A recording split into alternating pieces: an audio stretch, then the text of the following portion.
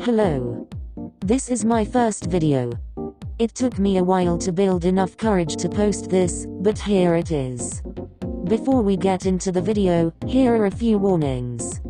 My content is almost never censored, that goes for curse words, mentions of the sideways tango, etc. There will also be mentions of blood and other things that may trigger some viewers. So without further ado, let the story begin. Welcome. I haven't written a SakuAtsu fanfic in a while, so it's time to do another one.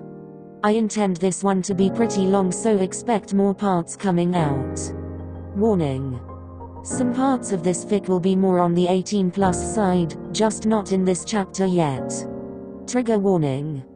This story might also contain some gory scenes and mentions of abuse/sexual assault later on. No need to worry in this chapter though. Anyways, let's go.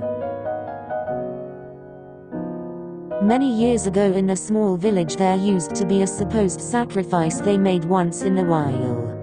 This was to appease the vampire king who terrorized the neighboring forest. Each time a new sacrifice was needed, the village knew that the past one has been eaten. On a damp evening in the village, shouts can be heard. Let him go. Osamu was struggling against the guard's grip as he was trying to get to his twin brother. We cannot, this is his fate. How is this fate? Osamu was full of rage and sadness. He was about to lose his only brother. Osamu. The younger twin looked at him with a pained look. I'll be okay, don't worry. You're going to get killed. If that happens, so be it. Osamu looked at his older brother with a shocked expression. Out of all times, you choose to be mature now. The blonde just smiled softly at him. I guess so. Their peace was broken by the priest. It's time. Atsumu looked at the priest and nodded slowly. Inside he was scared, he knew he wasn't going to live long after arrived at the Vampire King's palace. He was just putting on a brave face for Osamu, not wanting to cause him more worry. The priest guided Atsumu to the wagon that will bring him to his fate.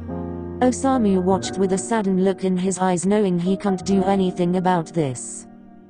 Once Atsumu was in the wagon, he looked back at his brother for the last time. His face wore a sad smile as he spoke the last sentence his brother would hear from him. Goodbye, Samu. I love you, brother. Looking away as tears formed in his eyes, they begin to move. As he makes his way further and further away from his home, Osamu finally spoke. Goodbye, Atsu. With that, Atsumu began his journey into the woods and to the palace where he was supposed to meet his fate. The blonde just watched as they slowly made their way through the dense forest that surrounded their village. His mind filling with thoughts and concerns for his brother. Knowing Osamu would end up blaming himself for this happening. He just sighed and whispered to himself. That idiot is probably doing that right now. Around an hour or so later, they finally arrived.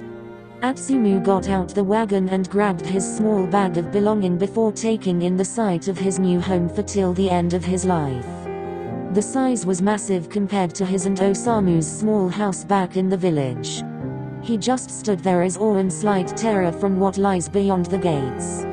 It's going to be okay. Just as he thought that, the gate creaked open, startling the blonde. Ah! A smaller lady peeked her head out behind the now opened gates. Oh, you must be the new one. Sorry to have startled you. Atsumu looked at her. No doubt, it's okay. She nods her head. Come, I'll show you to your room. Okay. The lady led Atsumu through the gates and the front door that led to the grand entrance. He looked around, taking in the sight. Whoa.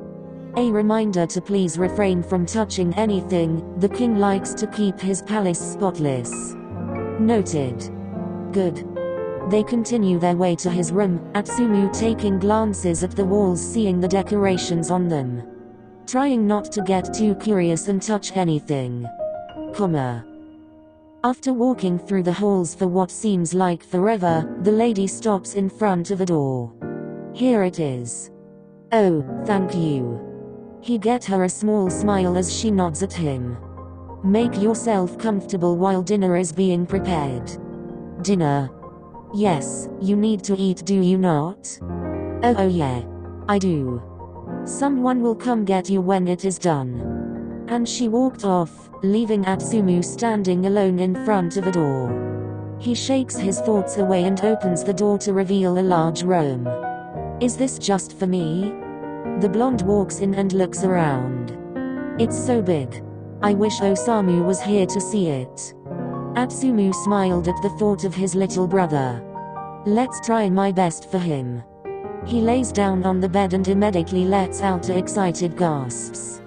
It's so soft. Atsumu just laughs at himself and snuggles into the soft silk sheets on this new bed. A few minutes later Atsumu ended up falling asleep, being tired from the long trip. Over half an hour passes by when there is a sudden loud knock on the door causing Atsumu to wake with a scream. The door opens to reveal a man in a suit. Sorry if I startled you sir, but dinner is ready. Oh, it's fine. The butler just nods and walks away. Atsumu stands up and begins his walk to the dining room. Still admiring all the decorations that cover the walls. The king must have put a lot of thought into decorating this place. He continues to walk for a minute or two before finding his way to the grand room. Dining room. Dining room. Where is it? Atsumu looks around confused trying to find it. Little did he know someone was watching him from the shadows with a slightly amused look on his face. Looks like an interesting one this time. To be continued.